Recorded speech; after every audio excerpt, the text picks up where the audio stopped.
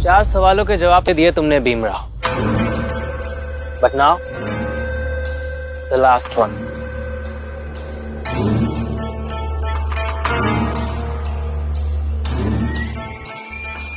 पांचवें और आखिरी सवाल का जवाब दो तो जानो, अभी तक भारत के इतिहास में सबसे ज्यादा संघर्ष करने वाले 5 लोगों का नाम बताओ, और तुमने उनके नाम क्यों लिए ये भी बताओ।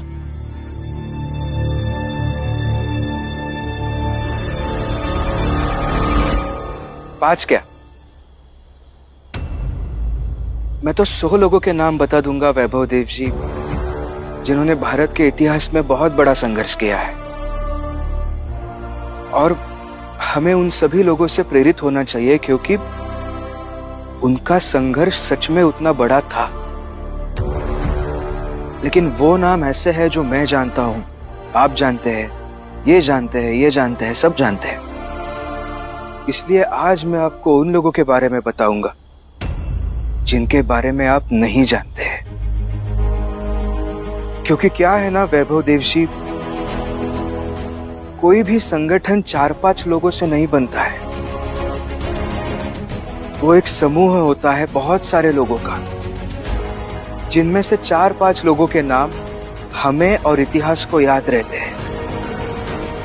लेकिन बाकी 95 लोग भी होते हैं जो संघर्ष करते हैं, लेकिन वो छोटी जात के होते हैं।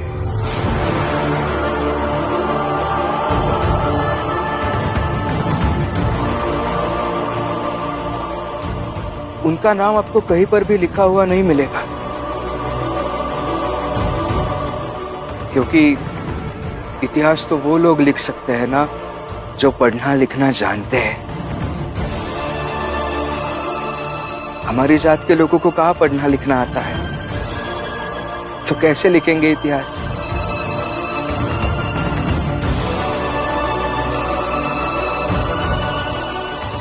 इसलिए वैभव देव जी, भारत के इतिहास में सबसे ज्यादा संघर्ष करने वाले वो लोग हैं जिन्हें आप छोटी जात के कहते हैं, और वो हम हैं।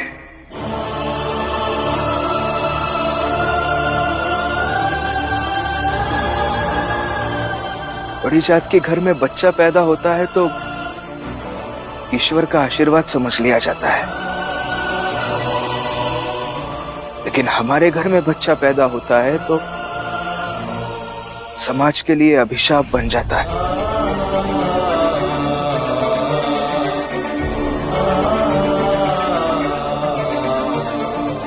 बार बार हमारे घर का, हमारी जाति का, हमारे सोच का शुद्धिकरण करने की बात की जाती है। तुम लोगों का शुद्धिकरण होगा। तुम लोगों को दीक्षा देकर एक बेहतरीन स्थान देना चाहते हैं, सम्मान का पात्र बनाना चाहते हैं।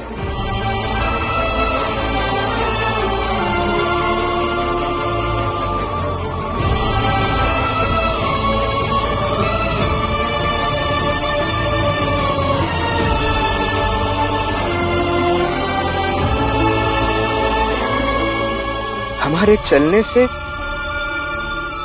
जमीन पर निशान ना आए, इसलिए कमर में झाड़ू बांध दिया जाता है।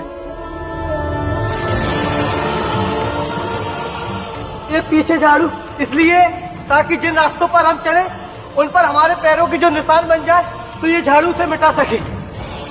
हमारी थूक से मिट्टी अपवित्र ना हो सके, इसलिए गले में मटका बांध दिया जाता है।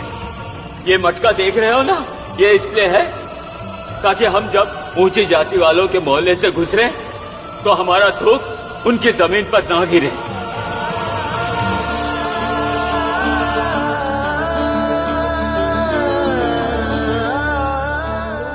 ईश्वर और धर्म से डराया जाता है हमें, लेकिन मंदिर में प्रवेश नहीं दिया जाता है।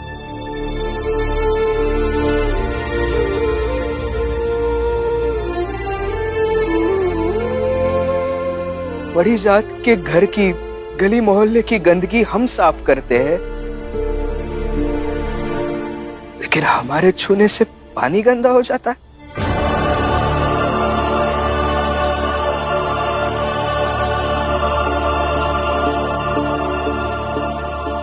दरोगा साहब कभी भी हमारे मोहल्ले में आ सकते हैं, किसी को भी बिना वजह बिना सबूत के चोर कह के लेके जा सकते हैं। कोई भी हमारे मोहल्ले में आ सकता है, सामान उठाकर पटक सकता है, किसी को भी मार सकते हैं।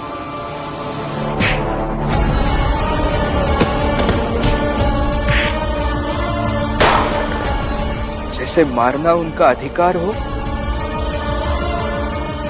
और मार खाना हमारा कर्तव्य।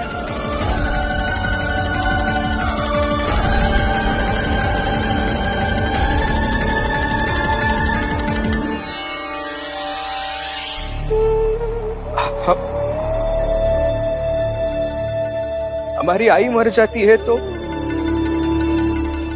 जलाने के लिए जगह भी नहीं दी जाती है। इसे जलाओगे कहाँ? वहीं जहां हम लोग अंतिम संस्कार करते हैं। वहाँ तो हम नहीं जलाने देंगे। इस महिला की लाश अगर तुम वहाँ जलाए तो पूरे गांव का वातावरण दूषित हो जाएगा। जाओ, ले जाओ, कहीं और जाके जलाओ।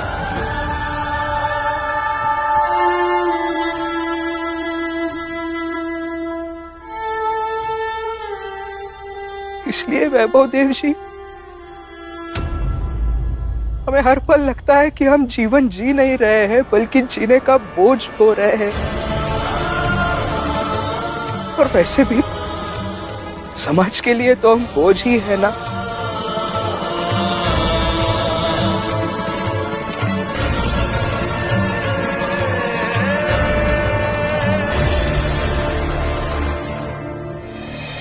देखिए ना, आपके जात में से कोई पेंशन की मांग करता है तो आप उनके साथ खड़े हो जाते हैं, लेकिन आज हम पेंशन की मांग कर रहे हैं तो आप मुझे सवाल पूछकर मेरी परीक्षा ले रहे हैं। किसी ना किसी तरीके से मुझे अपमानित करना चाहते हैं और मन ही मन में ये भी चाहते हैं कि मेरे बाबा को कभी पेंशन ना मिल सके। इसीलिए वैभव देव जी, हम वो लोग हैं जिनके संघर्ष के बारे में किसी ने इतिहास में नहीं लिखा, लेकिन संघर्ष है। और इसीलिए मुझे ऐसा लगता है कि उन 5 नामों में पहला, दूसरा, तीसरा, चौथा और 5वां सभी नाम हमारी मतलब छोटी जाति के हैं।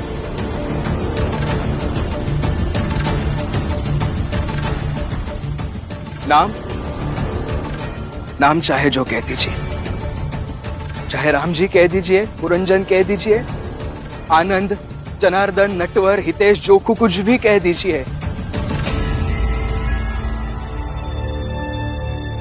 लेकिन छोटी जात के लोग हैं और संघर्ष है।